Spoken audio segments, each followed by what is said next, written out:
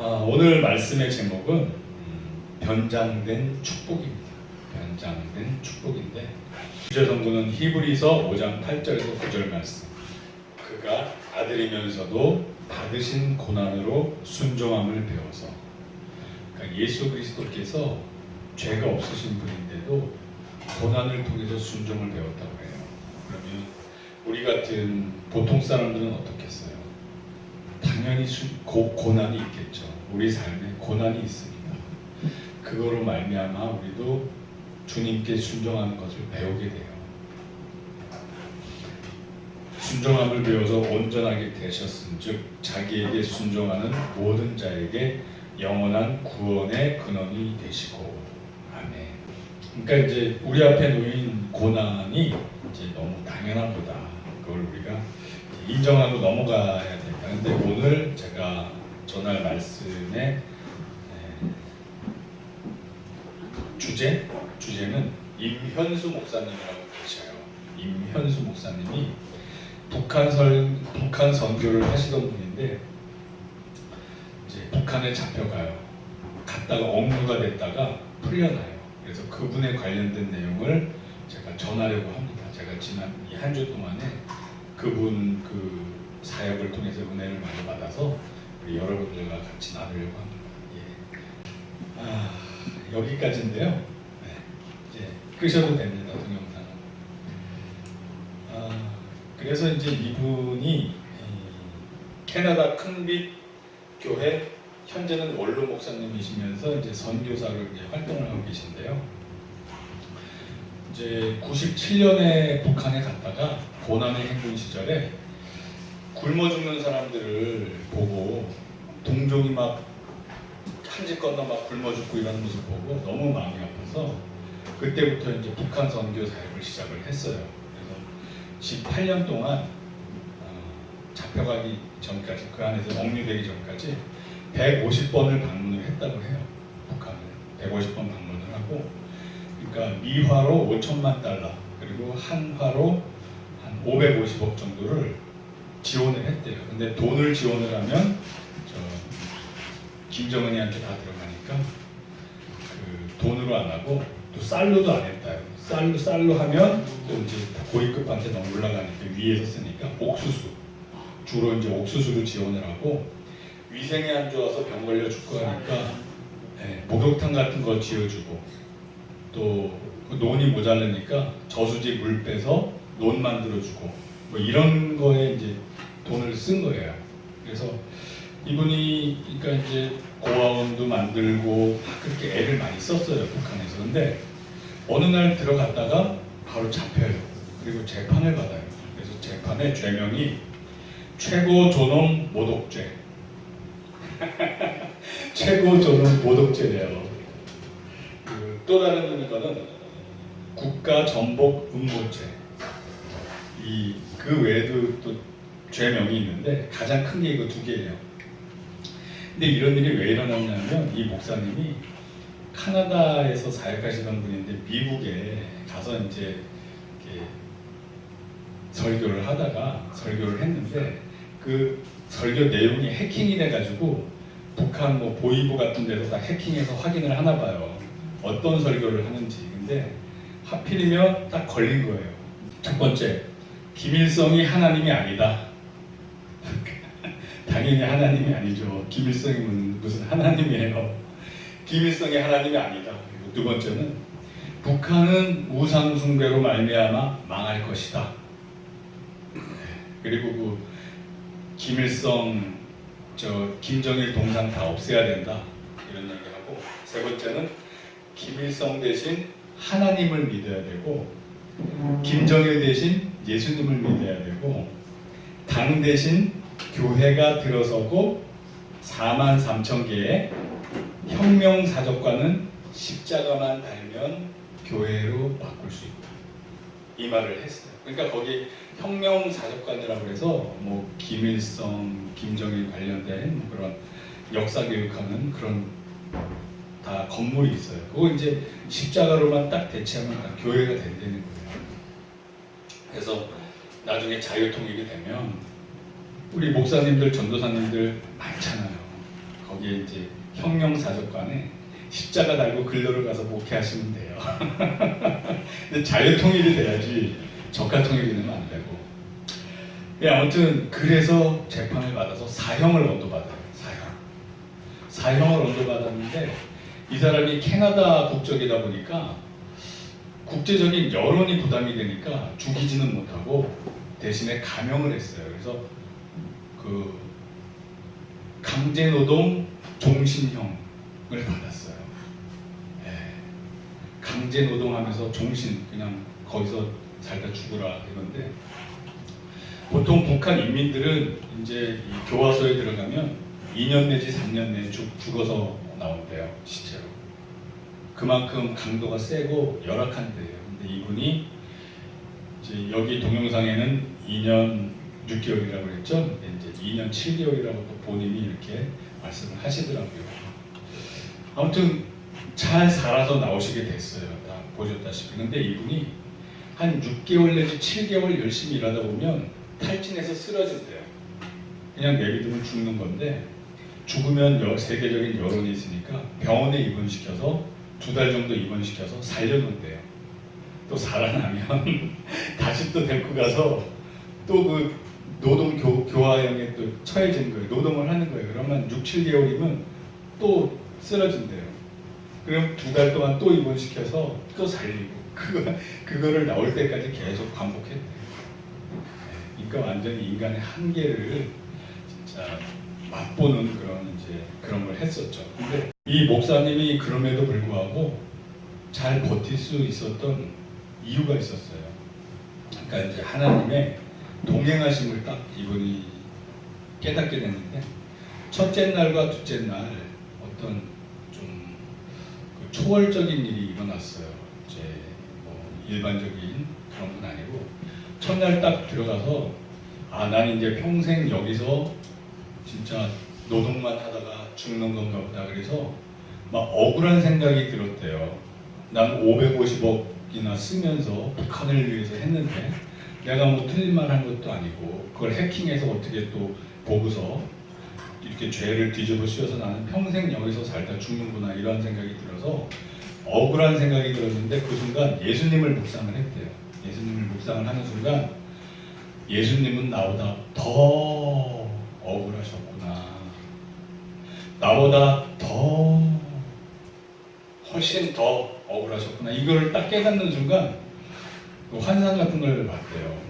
새 깃털이 자기 어깨로 이렇게 내려와서 어깨에 새 깃털이 딱 내려왔대요. 그 순간 그 어떤 절망과 고통 같은 게 싹 사라졌대요. 네. 그러니까 예수님이 위로를 주신 거죠. 예수님을 묵상을 하니까. 이분은 원래 자기는 꿈을 잘 안 꾼대요. 근데 그날 첫날 처음이자 마지막으로 꿈을 꿨대요. 하나님이 주신 꿈을 꾼 거예요.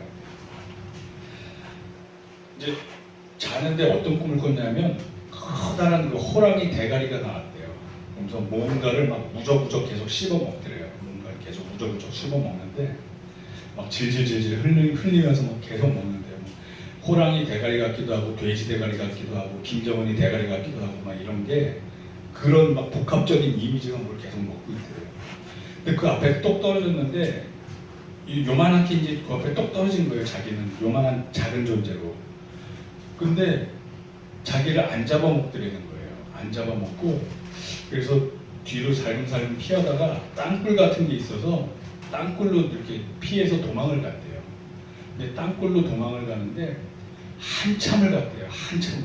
꿈속에서 느끼기에 한참을 갔대요. 그러다가 어느 순간 예수님의 손이 나타나서 자기를 이렇게 손바닥에 올려서 끄집어 내시더래요. 근데 이렇게 손바닥에 끄집어낸 게 자세히 보니까 금두꺼비더래요. 그래서 이분이 그게 딱 자기가 해몽이 됐대요. 이 호랑이 대가리 같은 게 우걱우걱 씹어먹는 거는 북한 김정은 정권이겠죠. 인민의 피와 살을 뜯어먹잖아요.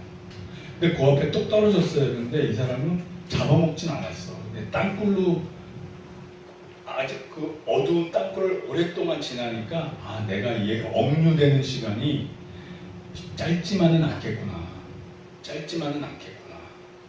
오랜 동안 내가 잡혀있겠구나. 그리고 어느 순간 하나님의 권능으로 나를 구출해 주시겠구나.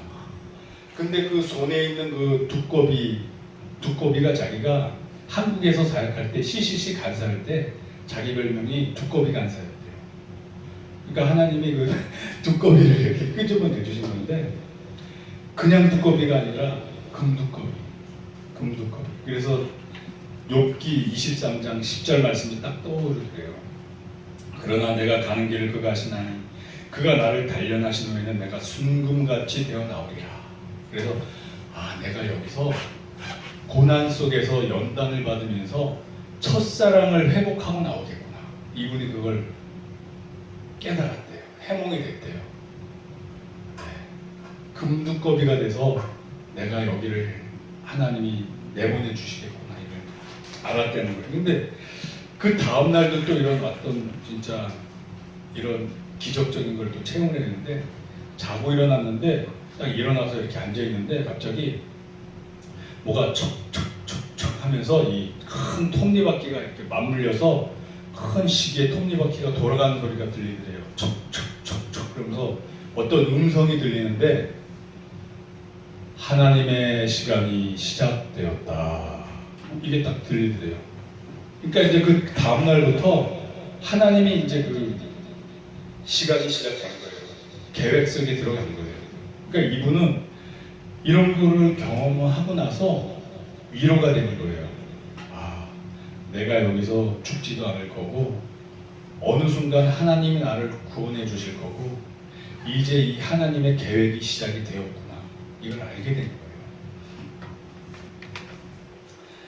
자, 그래서 이제 그걸 다 계시를 받아서 알았음에도 불구하고 막 그 죽기 직전까지의 어려운 노동을 하다가 막 쓰러지고 막 이런 거를 하다가 이제 자기도 모르게 불평이 나오더래요. 막 죽을 것 같으니까. 정말 죽을 것 같더래요.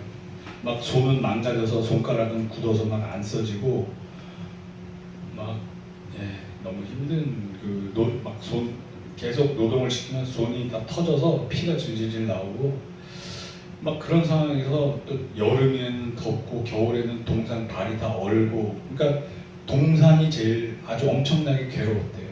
아무리 양말을 몇 개를 신어도 막 시커멓게 되는데 너무너무 고통스럽게 되는 거예요. 그러면 자기도 모르게 막 이런 탄식이 나오는 거예요. 주님 어느 때까지입니까? 그런데 말씀을 받았대요. 그 말씀이 하박국 2장 3절 말씀을 받았대요. 이 묵시는 정한 때가 있나니 그 종말이 속히 이르겠고 결코 거짓되지 아니하리라. 비록 더딜지라도 기다리라. 지체되지 않고 반드시 응하리라. 이 말씀을 주셨대요. 기다리라. 더디올지라도 응하리라.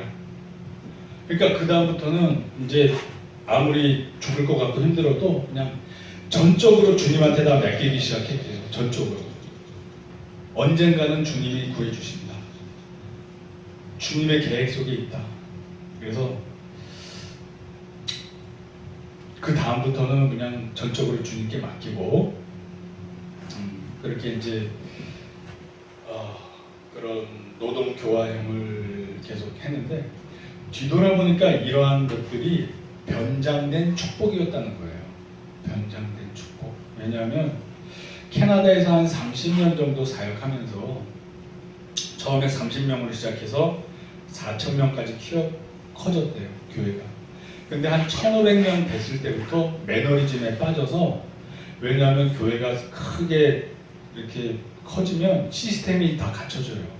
그리고 자기 아내들에도 뭐 부목사님들도 많이 있고 저절로 이렇게 시스템으로 돌아가게 돼 있어요. 그러니까 자기 과거에 그 CCC 간사할 때 같은 첫사랑으로 막 목숨 걸고 막 뜨겁게 주님을 사랑하는 마음으로 사역하지 않고 그냥 일어나 다람쥐 쳇바퀴 돌듯이 그냥 교회는 돌아가고 사람은 점점 많이 오고 교회는 점점 커지고 그러니까 오히려 자기 영혼은 괴로운 거예요. 막 갈증이 생기는 거예요. 갈급함이 생겨서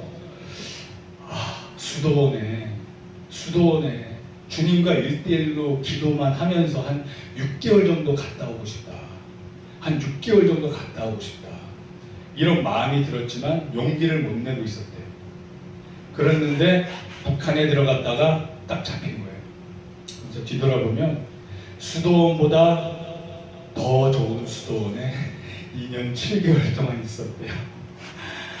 아무것도 하는 거 없고 누구하고도 대화할 수 없고 하루 종일 일하면서 그동안 자기가 43년 동안 목회 활동하면서 했던 것들을 머릿속으로 정리를 하기 시작했대요. 머릿속으로.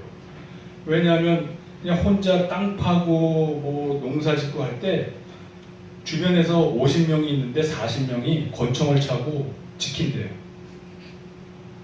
그 50명이 자기만을 계속 지켜준다는 거죠. 그래서 자기는 코람데오를 그때 느꼈대요. 하나님 앞에 존전의식, 언제 어디서나 하나님 날 보고 있다는 것을 사람들을 통해서 느꼈다는 거예요. 그래서 자기가 화장실에서 뭐 설사를 해도 그것까지 다 안 되는 거예요. 그러니까 곳곳에 CCTV가 다 돼 있고 그냥 일거수일투족을 다 확인하는 거예요. 그래서 무슨 뭐 건의사항이 있으면 어디서든지 손만 들면 달려온대요. 50명이 지켜보고 있으니까 40명이 권총 차고서. 네, 그래서 사람한테도 이렇게 숨길 거 없이 적나라하게 드러나는데 우리 하나님 앞에서는 내가 어떨까? 그냥 코람되어 하나님 앞에, 그분 앞에 나는 정말 숨길 게 없다라는 그런 존재의식을 배우게 됐대요. 그래서 그 43년의 그 사역을 700건의 700건의 강의안으로 머릿속으로 정리를 했대요. 혼자 노동하면서 생각하는 거는 막을 수 없잖아요. 노동하면서 이제 그래서 이분이 그거를 하면서 비전이 생겼대요. 아, 내가 선교사로 목사를 은퇴하고 선교사로 헌신을 해야겠구나. 그래서 그 선교사들은 이렇게 해외에 나갔을 때 증거가 있으면 잡혀요. 근데 자기 머릿속에 있는 거는 증거가 없잖아요. 자기 입으로 시인하기 전에는. 그래서 700개의 강의안이 머릿속에 싹 세팅이 되고서 어느 나라 어디를 가서도 선교 활동하면서 6개월 동안 가르칠 수 있는 그 시스템이 스스로 다 갖춰졌대요. 그러면서 자기가 이 목사님이 하는 말이 내가 사회에서 편하게 있었다면 도저히 할 수 없는, 도저히 다다를 수 없는 그 수준의 스스로가 다다른 거예요. 그러니까 이게 변장된 축복이 된 거예요. 사실 몸은 힘들고 고난 속에 죽을 것 같았지만 대신에 하나님이 주신 비전과 그 비전을 이룰 수 있는 700개의 강의안이 머릿속에서 다 2년 7개월 동안 세팅이 딱 됐대요.